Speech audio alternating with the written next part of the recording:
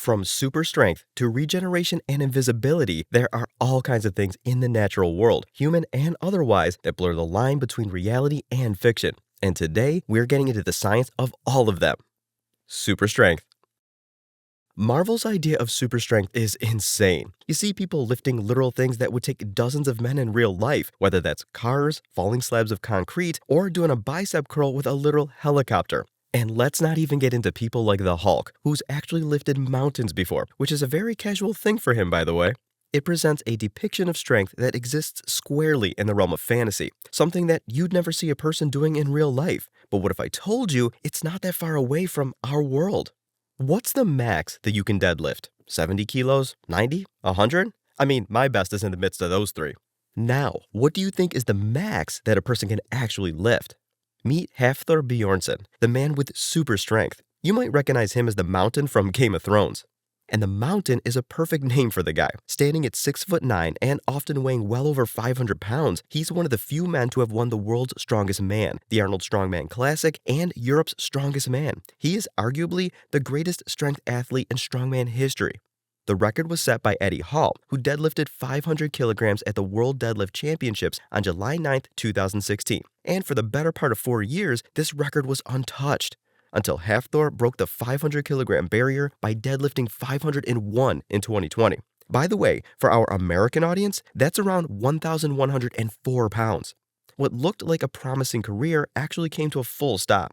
He retired from strongman and went into boxing, where he again fought his rival Eddie Hall, the guy who held the previous record, which in my opinion is something right out of a comic book. And yes, if you're wondering, he won after a grueling 6-round fight. It was called the heaviest boxing match in history.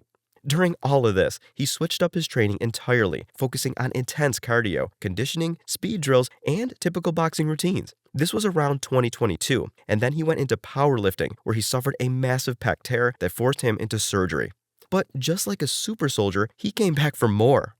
In 2025, Bjornsson broke his own record and achieved 510 kilograms. And then, going even further beyond in 2026, at 430 pounds, he attempted to do 515. Thing is, he almost did it too, he just failed to lock it out. Just 6 days after the 515 kilograms in Vegas, he flew to the Czech Republic to set another record, 7 reps of 400 kilograms, 882 pounds, which shattered the previous record of 6 reps held by Rono Heinle. Now, you might be wondering by now, okay, really cool, what's it got to do with Marvel? Well, a lot of these guys, not just Bjornsson, but Hall, Heinle, and many other record holders actually touch the baseline of something like the super soldier serum. Will they ever lift massive slabs of concrete or cars like Spidey or Luke Cage? No, they won't ever come close to what these guys can do when they're trying, but the gap between a superhero's bare minimum and humanity's maximum isn't as big as you think. Let's break it down. In the comics, Pete's a 10 to 25 ton powerhouse. 510 or 515 kilograms is an inconvenience for him. He regularly fights around New York construction sites, and I'm sure you guys have seen him catching a falling steel L-beam a dozen times over by now. But did you know a standard 15-foot structural steel L-beam in commercial high-rises is typically around 1,100 to 1,200 pounds, or in other words, 500 to 545 kilograms? Of course, it varies, but that puts a real-life human right within the realm of something Spider-Man can do, which to me is insane, even if it's a casual Spidey feat. It's the same for Luke. You'll see him stopping mobsters and robbers, picking up jewel safes that weigh 500 plus kilograms easily, but those are average Monday morning things. Let's put Hafthor up against a real super soldier, Captain America. Cap has many amazing displays of strength, but today we're focusing on 2, this epic motorcycle throw from Age of Ultron and the helicopter bicep curl from Civil War. I'm 90% sure that motorcycle is a Harley Street 750 because Marvel and Harley had a promotional deal. Basically, a lot of Harley bikes were used in Marvel movies, especially Age of Ultron. That bike itself weighs around 223 kilograms, which is something both Bjornsson and Cap can lift with ease, but Cap needs a super serum to do it, while Bjornsson just does it, honestly. Though, of course, throwing's pretty different from lifting, and Cap put out way more force when he flung the bike hard enough to crush a truck, although I hope that was already clear to you guys. The Mountain can lift half a ton, but Cap can throw a quarter like a baseball. Next, let's look at the helicopter curl. Bucky was flying an Airbus AS-350, which has a maximum lifting capacity of around 3,000 pounds or 1,360 kilograms. So Steve would have had to pull down with the same amount of force to keep it from leaving. And Cap's been known to lift that amount in the comics too, although with a lot less difficulty. It's his morning routine, actually. That means that Bjornsson was actually lifting roughly half of the force Steve is outputting in this scene, putting him within super soldier territory. Now, sure, Cap is just using his bicep while Bjorn is using his entire body plus special equipment, but hey, it's still reality versus a comic book. But like I said earlier, the gap is so much less than what you would imagine, and super strength isn't the only power that exists in real life. It's much more straightforward though, unlike this next one, which is truly a comic book power. Daredevil's radar sense.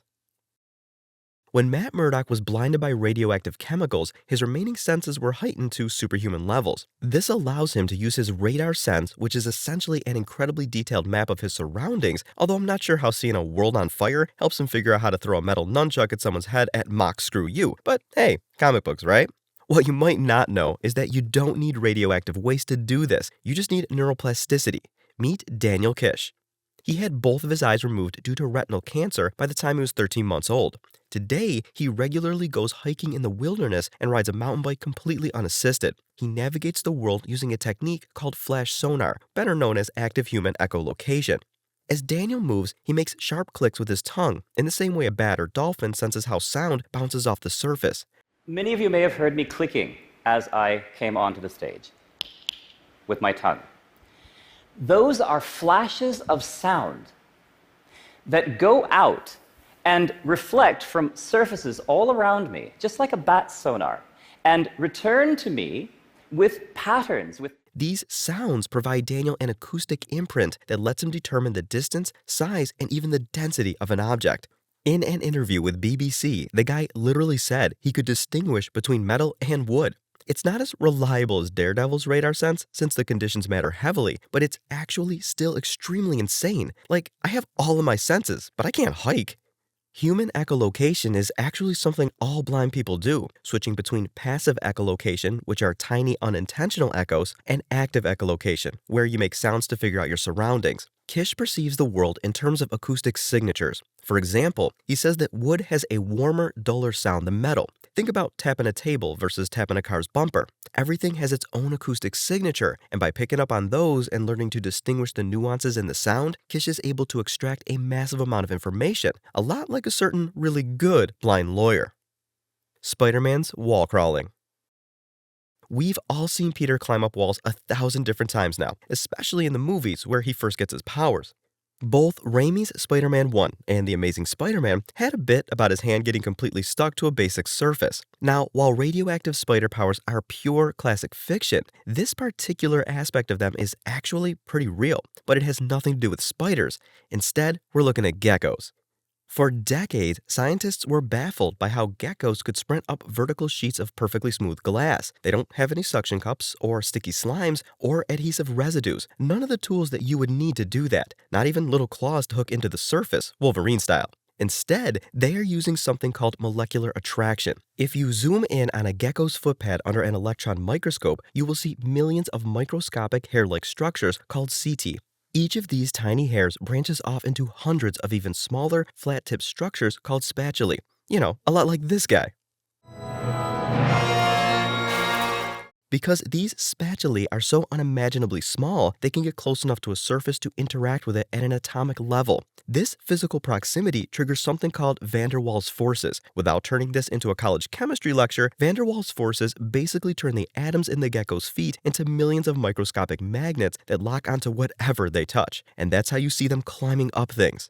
So what sets them apart from your typical lizard, roach, or, well, even a spider? Nature basically has 3 ways to beat gravity, and the gecko's method is by far the rarest and most advanced. Most lizards and a lot of bugs simply use sharp claws to grip into the microscopic grooves of a surface, but if you put them on a perfectly smooth pane of glass, those claws have nothing to hook into, and they slide right off.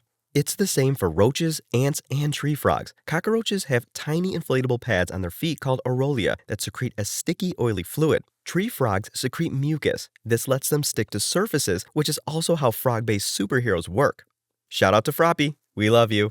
This is what makes the gecko so unique. Geckos use completely dry adhesion, which is what Spider-Man uses. Also, one last piece of trivia. I know we said we weren't looking at spiders, but some spiders also have van der Waals activating hairs called scopulae. There are tons of animals out there that can do all sorts of comic book stuff. In fact, I'm introducing you to another one in a couple of seconds. Regeneration. For movie watchers, there's no shortage of things like Wolverine surviving things that should put him 6 feet under, or Deadpool quipping away after tanking a fatal blow. For comic readers, it's even worse. Deadpool's literally regenerated from being a pool of blood. And when you look at that kind of regen, it's natural to think that there's no way it's real, but lo and behold, meet the super healing salamander, the axolotl, a unique aquatic little guy native to Mexico. This is one of the few things on the planet with an actual roided out healing factor. If an axolotl loses an arm to a predator, it doesn't just patch the wound, it sprouts a structurally perfect replacement, rebuilding the flesh, bone, and nerve networks from scratch. This extraordinary amphibian can completely regenerate severed spinal cords, crushed limbs, and even parts of its heart and brain. How does it do this? Instead of forming a scar, the axolotl grows a tiny nub at the wound site called a blastema. This is a cluster of cells that basically rewinds the biological clock. The axolotl forces its mature cells to revert back into an embryonic stem cell state, allowing them to perfectly regrow the exact complex structure that was lost. The only difference is that heroes like Wade or Logan can do this instantly, whereas these salamanders take a few weeks to get back to tip-top shape. You might also wonder how it knows what to heal, right? 2 words, retinoic acid. This molecule tells the body that something needs to grow, but the body of an axolotl has different concentrations of this molecule spread throughout. Let's assume it loses an arm at the shoulder. The stump would be outputting, let's hypothetically say 50% of this retinoic acid signal, right? The regenerating cells, known as fibroblasts, would pick up on this signal, recognize the output, and understand that it's the arm. Similarly, let's say the hand gets chopped off. The hand area, and by extension, the stump outputs like 20%, right? Same logic. That's how it avoids growing a shoulder out of a hand. The comic book healing factor is one of the most timeless superpowers to ever exist. Deadpool's literally done things like the axolotl before. He's come back from all kinds of injuries, including having someone's hand driven right through his chest. And if the injury is bad enough, like the time Juggernaut literally ripped him in half, he takes a while to regenerate too. Canonically, Wade spent a decent amount of time with baby legs. Invisibility. Your mind is almost always going towards Sue Storm or Miles Morales for this. They're some of the most popular users of invisibility, and the way that they do it is pretty different though. Sue Storm is capable of manipulating light waves around her body, making sure they don't hit her, which essentially makes her invisible since light never interacts with her, kind of like a black hole in a really roundabout way. She's truly transparent. That is a lot more difficult to find in the natural world, although the closest example I can think of is the northern glass frog. When it's asleep, it's almost completely invisible thanks to its ability to transfer almost all of its red blood cells from its circulatory system to its liver. Red blood cells absorb light, which is one of the reasons why humans are opaque. Both Sue and the glass frog are pretty rare cases of inherent transparency talent. Miles, on the other hand, uses something known as active camouflage. The comics never really explain how his invisibility works or whether it's tied to him using his electricity, so we have to look at a real-world example to figure out how this invisibility power works, and I'm talking about the cuttlefish. See, changing color or turning invisible isn't enough because your texture would give you away. Your hand and a rock have a different texture after all. Texture isn't something the cuttlefish has to worry about, and it's because of tiny muscular organs known as papillae. When these are stimulated, they're able to change the texture of a cuttlefish's skin from flat to 3-dimensional. That's how it's able to perfectly mimic the texture of a weed or a floating rock and essentially become completely invisible. A lot like Miles. The line between fantasy and real life can sometimes be a lot smaller than we've ever imagined. Both humans and animals in our very world often do things that you would expect to find in a writer's imagination. And if you know any more instances of this, please feel free to point them out in the comments. Before we end the video, I just wanted to say that all of you are more than welcome to correct me on any science that I've gotten wrong. I'm not claiming to be an expert, just a guy wondering if I can ever bench some fraction of Cap's PRs too.